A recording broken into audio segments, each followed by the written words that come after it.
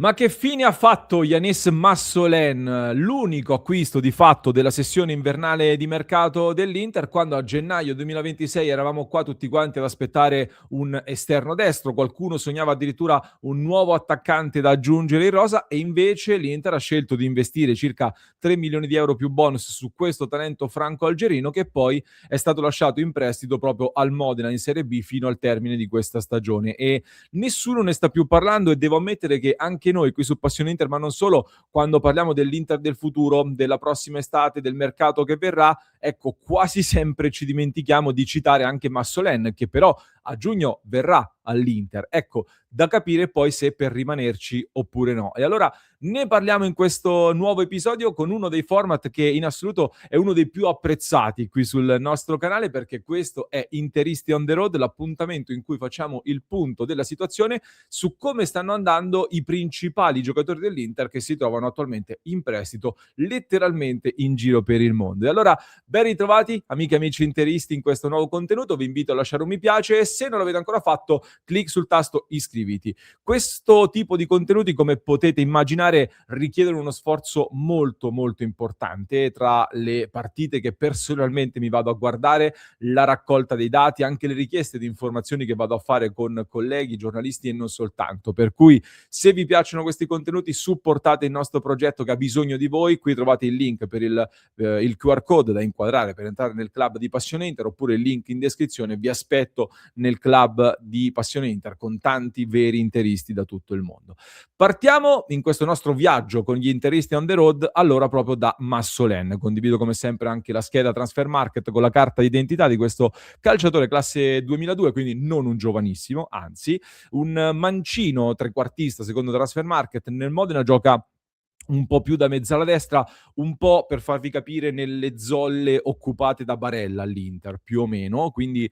gioca sul centro-destra ma a piede invertito, con delle caratteristiche un po' più offensive e non ha una grande attitudine difensiva. È stata una stagione particolare la sua, perché è partito con un po' di scetticismo all'inizio, perché aveva già un po' girovagato prima di arrivare al Modena e all'inizio quindi doveva trovare spazio, che poi ha cominciato a trovare tra novembre e dicembre quando è decollato ed è diventato un po' un alieno in Serie B per le sue caratteristiche molto particolari, perché alto quasi 2 metri abbinava questa stazza fisica ad una buona qualità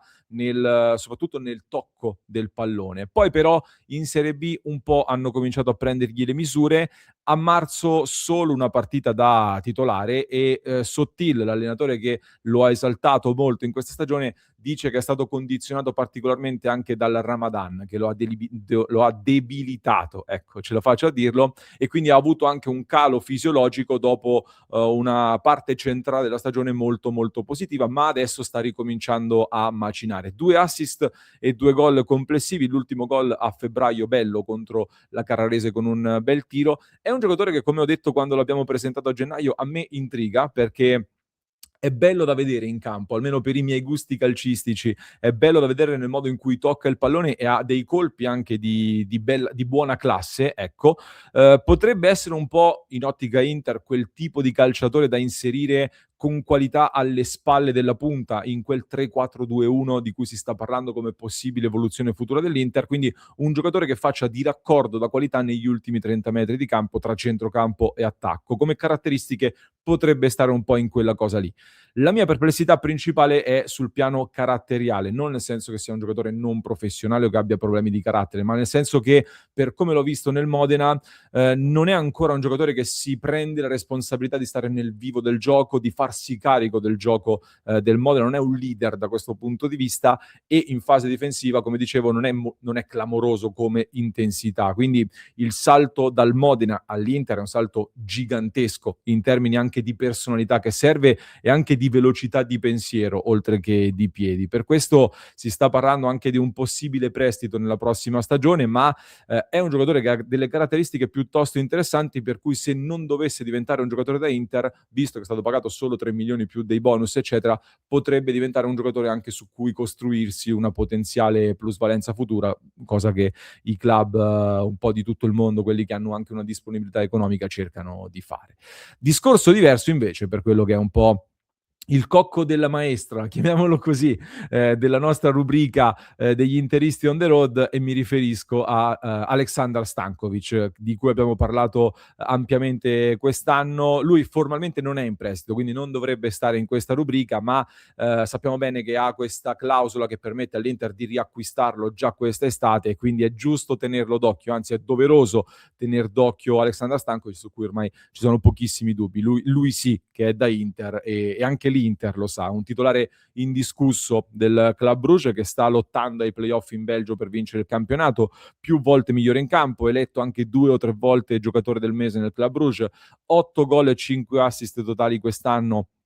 per il classe 2005. 3 di questi gol e 2 assist sono arrivati in Champions League, un gol è arrivato nella qualificazione, e le big europee sono già interessatissime a lui, e questo dovrebbe dircelo, dovrebbe darci un ulteriore messaggio. Ha giocato sia da mediano anche in un centrocampo a 2, a un certo punto ha avuto un'evoluzione anche in una zona un pochino con dei compiti più avanzati, come in una sorta di rombo di centrocampo con dei compiti più offensivi, e in Belgio ci sono già più report che parlano di lui come un giocatore da 40-50 milioni di euro come potenziale di valore. Ecco, l'Inter lo può riacquistare per 23, e quindi immaginiamo proprio che lo farà. E poi c'è chi dice che si valuterà il futuro, perché dovessero arrivare appunto offerte da 40-50 milioni, l'Inter potrebbe anche valutare una plusvalenza gigante immediata. Per me siamo in presenza di un altro affare alla Pio Esposito, che soprattutto con Chivu in panchina, ecco, anzi, rispetto al Pio Esposito che è arrivato all'Inter l'anno scorso, Stankovic ha già giocato anche la Champions League, quindi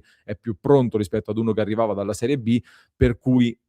è un tuo giocatore dal vivaio, ti fa comodo anche per le liste, me lo terrei e ci lavorerei sopra. E si potrebbe fare un discorso simile forse anche per Filip Stankovic, ditemi un po' la vostra. Il fratello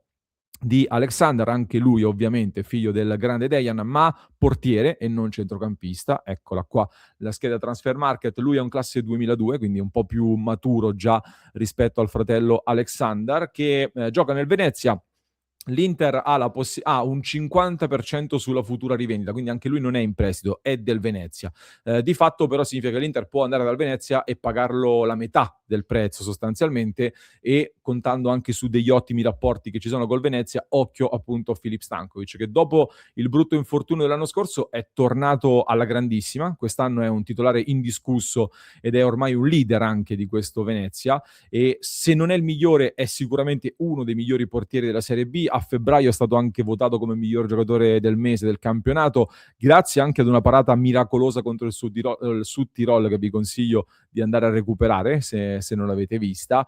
Molto bravo nel ruolo tradizionale del portiere, quindi tra i pali, ma sta lavorando tantissimo anche nel gioco coi piedi, grazie al lavoro di Stroppa, che è un professionista esemplare della Serie B come allenatore. E l'Inter sta valutando la situazione portiere in vista dell'estate.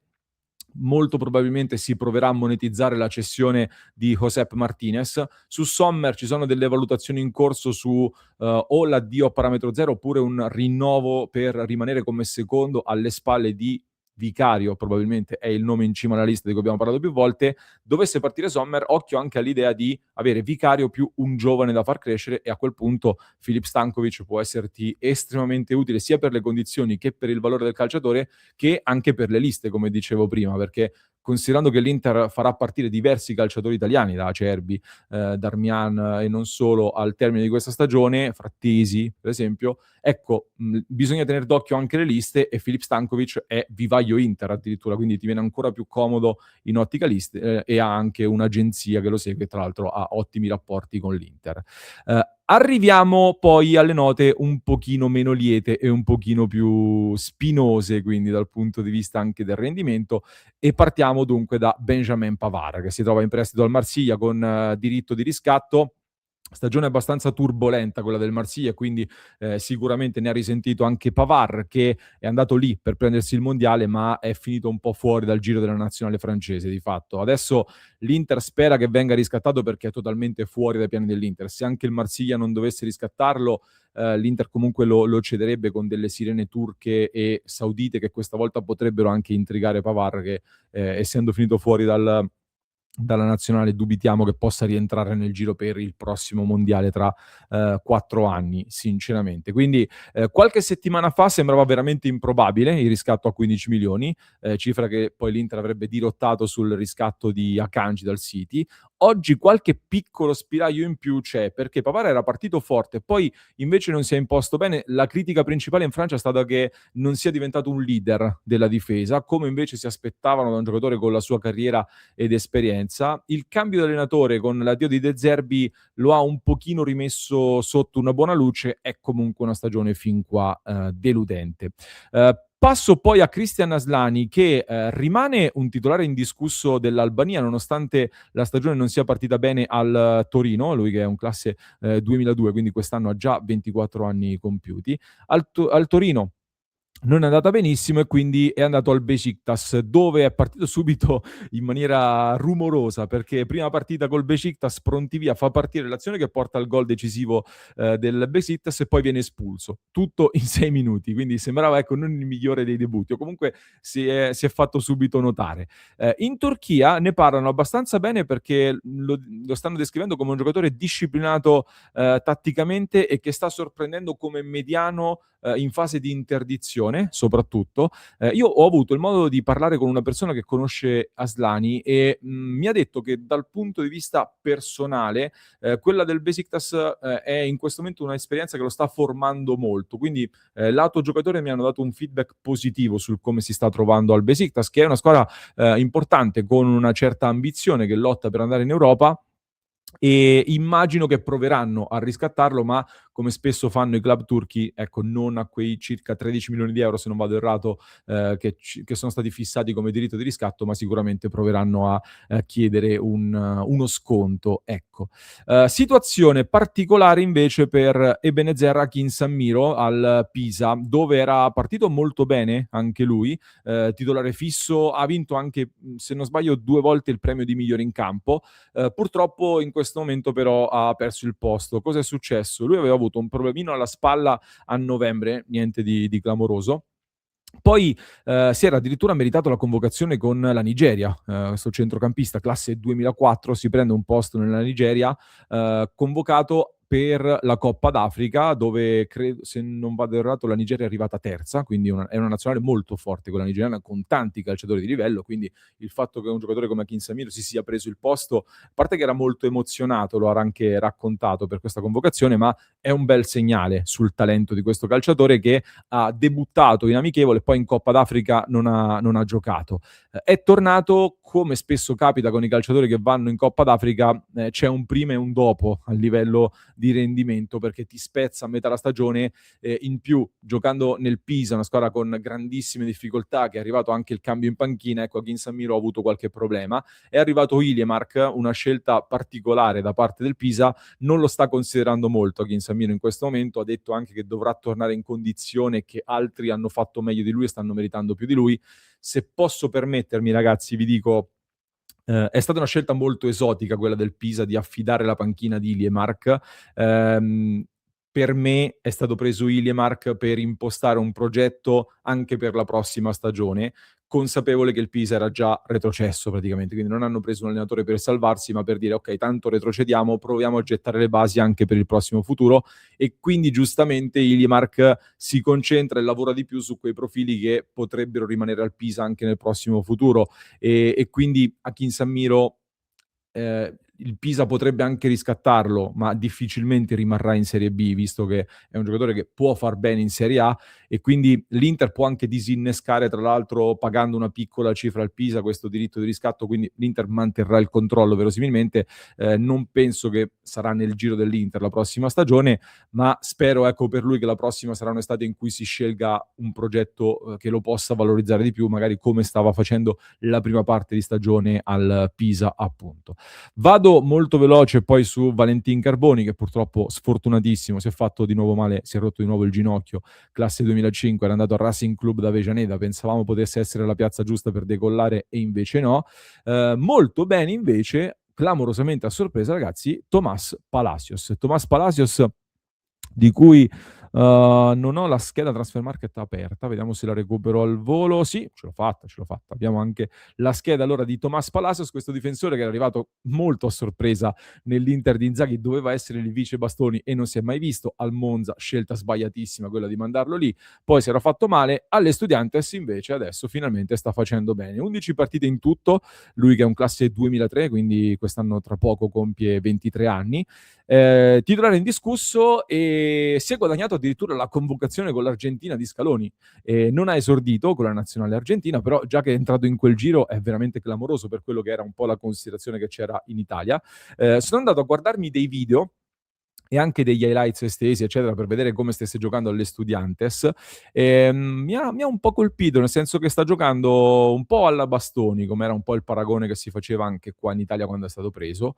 in una difesa però più a 4, mi sembra, sul centro-sinistra gioca in quella zona lì, e sta facendo molto bene grazie ai suoi quasi 2 metri sui duelli aerei a livello fisico. Mi ha colpito però soprattutto come gioca con personalità. Tu lo vedi quando uno in campo ha un qualcosina in più in termini di personalità, quindi penso che l'esperienza in Italia, pur non avendo di fatto giocato, lo abbia fatto crescere. Quindi gioca con leadership, soprattutto nella costruzione del gioco, nel prendere il pallone e anche andare ad impostare, giocare in avanti, eccetera, eccetera. Poi i ritmi argentini sono molto diversi dai nostri, lì lo vedo anche impostare con l'avversario più vicino a 15 metri, quindi è una cosa che sicuramente agevola. È un pochino irruento col fatto che poi non è velocissimo, commette anche qualche fallo e qualche cartellino di troppo. Ecco, non mi sembra francamente da Inter, ma forse non è nemmeno totalmente scarso come si pensava in Italia, per sintetizzare un po' così su Tomás Palacios. Poi, in chiusura,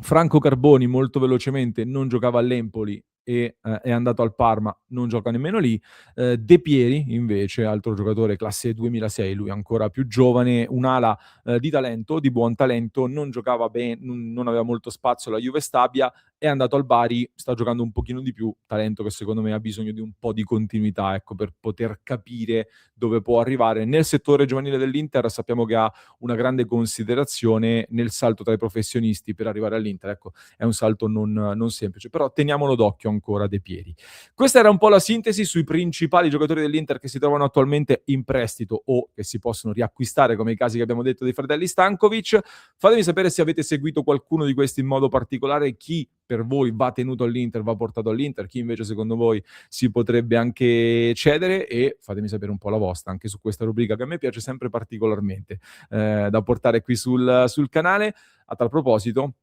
vi invito poi ad entrare a far parte del club dove di questi temi ci confrontiamo, ne parliamo tutti i giorni, e vi lascio con un altro approfondimento che trovate in descrizione per chi ci ascolta in podcast, mentre per chi ci segue su YouTube vi basta cliccare, sì, qui, proprio qui.